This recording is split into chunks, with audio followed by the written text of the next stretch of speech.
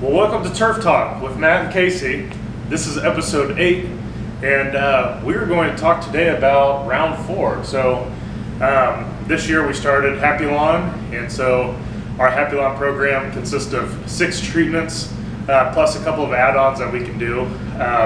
So we've already completed the first 3 treatments. Yeah. We're starting treatment, so we're halfway through. Halfway through the year. And so with that, we're starting round 4, and with each round, we see huge changes in the weather, the things that we see outside that we'll talk about. We had a kind of unique thing that happened this year that only happens once. This one was every 17 years that came. That's right. And then also we have the weather to deal with, which has been really kind of crazy. It has been a little crazy this year. And so we just want to talk about that a little bit, what we're seeing on our end, and how we're going to help you. We have different weeds that are popping up at this time of the season. So Casey, let's kind of get into this. Give us kind of a recap of what you've seen out in the field for the first 3. Well, we started the year a little late because of wet weather. It pushed us all the way into the middle and later part of March before we actually got on turf. That's kind of set things back a little bit. We're slowly catching up and getting back on schedule, but we are still just a little behind. Going into June and July, both months were above average rainfall, 7¼ inches in June and 7½ inches in July. And that doesn't happen. That doesn't happen. It's kept the lawns looking fairly nice in most places. We saw in June, we saw the cicada emergence that you talked about. Only every 17 years does Brood X come out. And did that affect us at all? It really didn't affect us in so much that they don't eat turf. It's actually like a natural aeration for some people. So some people's lawn, it was a benefit. Looking really good, yeah. But we did see June bugs come out and Japanese beetles. Those emerge from the grubs that we treat for. Even though we might treat your lawn, your neighbors might not get that treatment, or people down the block might not get that treatment. We are going to see problems with those. They can eat your trees and your landscaping up. We don't have a treatment for that as of yet. In the future, we're going to work on that. For sure, for sure. But going into August, we're definitely going to see some changes. Our products aren't going to change so much, but some of the ways that we put things down are going to change. We're not going to do a blanket application of weed control going into August, Matt, because the acids and salts that are in the weed control, while they're turf safe, they can cause stress on an already stressed lawn. And we don't want to brown anything out. We don't want to cause any more stress than the lawn's already going to face. Yeah, that's just mainly from the heat. It is. Just the stress that the yard's in. So if we're not going to blanket spray everybody's yards, what are we going to do?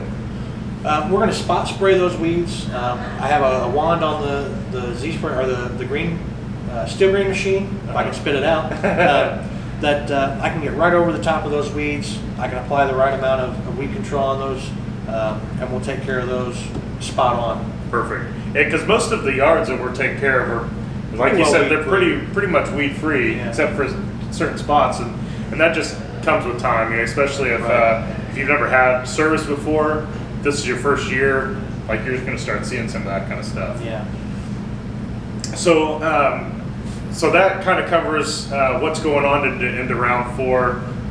Some of the weather changes. Is there a lot of weather changes that are going to happen in round 4? What are we supposed to do to kind of help that out? We are going to see a big weather change, especially against what we've come up to. Up until now. Like I said, we've had above average rainfall for June and July. That's going to change. August is almost always hot and dry here in Indiana. We are going to see 7, 8, 9, 10 days where we just absolutely don't have any rainfall. The dews are going to be a little lighter, so we're not even going to have that moisture on the lawn. Watering is going to be essential. Yeah. And luckily it's been kind of cool. It hasn't been the blazing, the dog days of summer. We haven't experienced that. A lot of time there's multiple days in a row where it's 95 plus, and that's a real killer to the grass, and it causes it to go dormant. So, and we are going to see that. That is going to come. I've looked at the forecast And the model is showing that we're going to stay a little bit cooler this week. Going into next week, we're going to warm up, and then going into the middle of August, yeah, it's going to get hot. We're going to see some of those 90+ degree days. Those days, I'm telling you, water is so essential. It is the key component to our program. And when we're not getting that natural rainfall, it's the homeowner's responsibility to replace that rainfall with irrigation from the hose or the sprinkler system. And we just put out a great blog. You just put out a great blog on specifically heat stress and how much water that the homeowner needs to put down. And that's a great way that you can use your rain gauge that we gave you. Every customer has gotten a rain gauge, so you can measure how much water that your lawn is getting, or that you're putting on your lawn each week. I will say that as I've made my rounds through round 3, I've seen a lot of customers using those rain gauges. I'm really glad that we decided to put those out there. Yeah. Customers are loving that. If you don't have your rain gauge, let us know. We'll get you one out. Yeah, for sure. And so the water, since it's getting really hot and dry, when you guys have to start watering yourself. One, that is going to put moisture in the ground, but it's also going to help cool off the turf. Exactly. So that's why it's so important, because we don't want that turf to go dormant yet. No. Like, it's way too early to go dormant, especially if you're investing good money into a lawn care treatment and you want it to look really nice. Take the time to water your yard. Well, one of the added side effects of a dry lawn mat is the weed control will slow down or almost stop working. The fertilizer is not going to work because it's water activated. The weed control stops working because those weeds are designed to bear that dormancy. Mm-hmm. They slow their metabolic processes down to the point where they're not processing that weed control through their feeding system. So the weed control, is probably not going to work on a lot of weeds that normally we would be able to kill if they were being properly hydrated.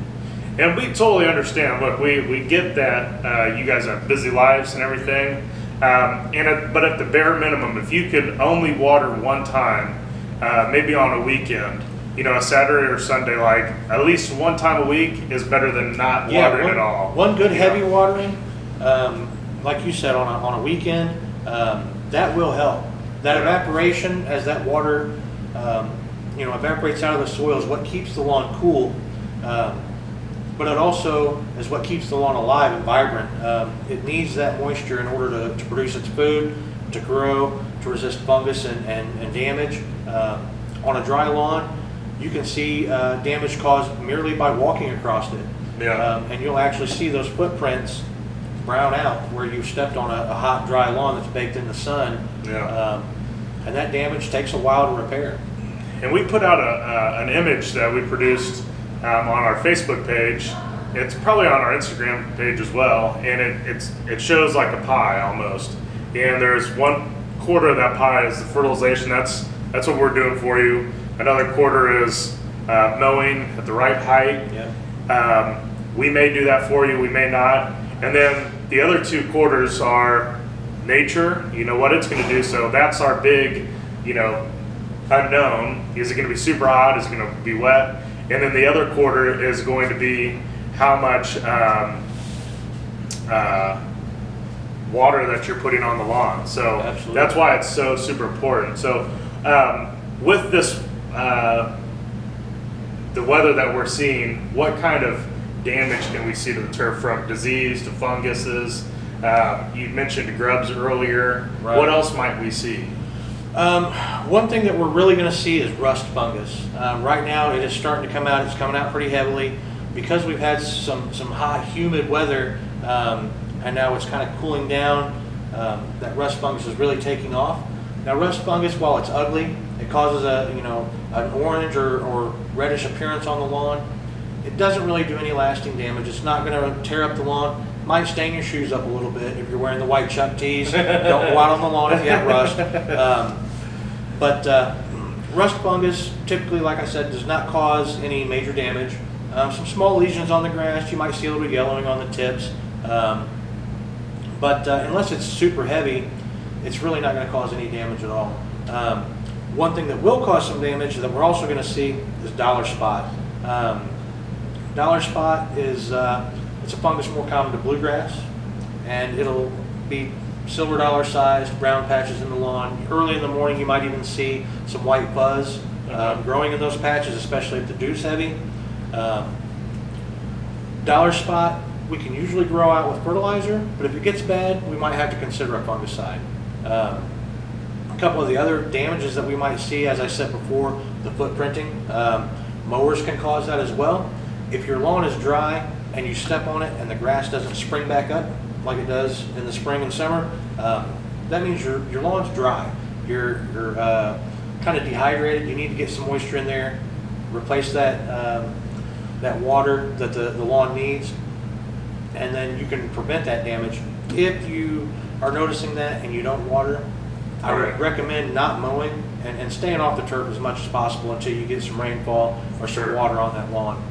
You know, as a homeowner, if you see the rust, and we'll put some images on our Facebook page and Instagram to show you what it looks like. But if you're seeing rust or dollar spot, please let us know. So we can, you know, if you're a couple weeks out from getting your treatment, maybe we can push you ahead of the schedule to help your yard out a little bit. But if you do see that, we need to know, because we only come every so often. So if it's starting today and we're not there for another 30 days, like, that could progress pretty bad. And by the time we get there on your yard and we see it, it could have caused a lot of damage. So if you see it, let us know, and then we can kind of investigate that and tell you, you know, do you need a fungicide on this? Because a lot of times you don't need a fungicide, but sometimes you do. And it takes a trained professional to be able to tell you whether you do or whether you don't. Yeah, typically we can grow that out with the fertilizer. We just speed up that rate of growth, add a little fert, add a little water, keep everything nice and hydrated, and you can grow that stuff right out with no issues. But nice. Like you said, in a severe case, fungicide might be warranted.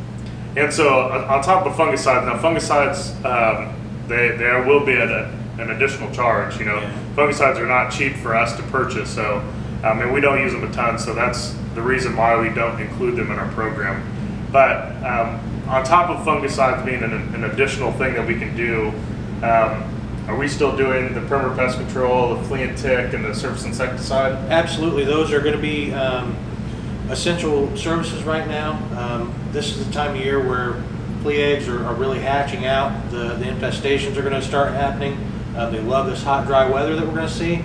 So fleas can get really bad, ticks as well.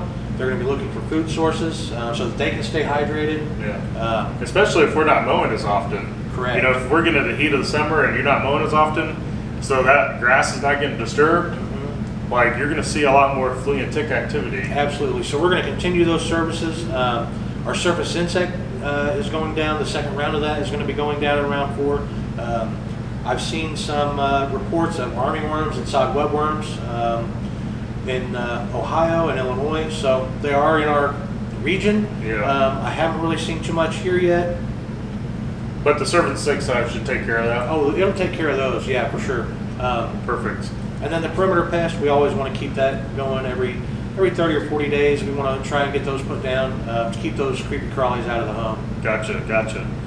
Well, that was our recap of what we're looking for round 4, or what we're going to see in round 4, and a recap of what's happened already this year.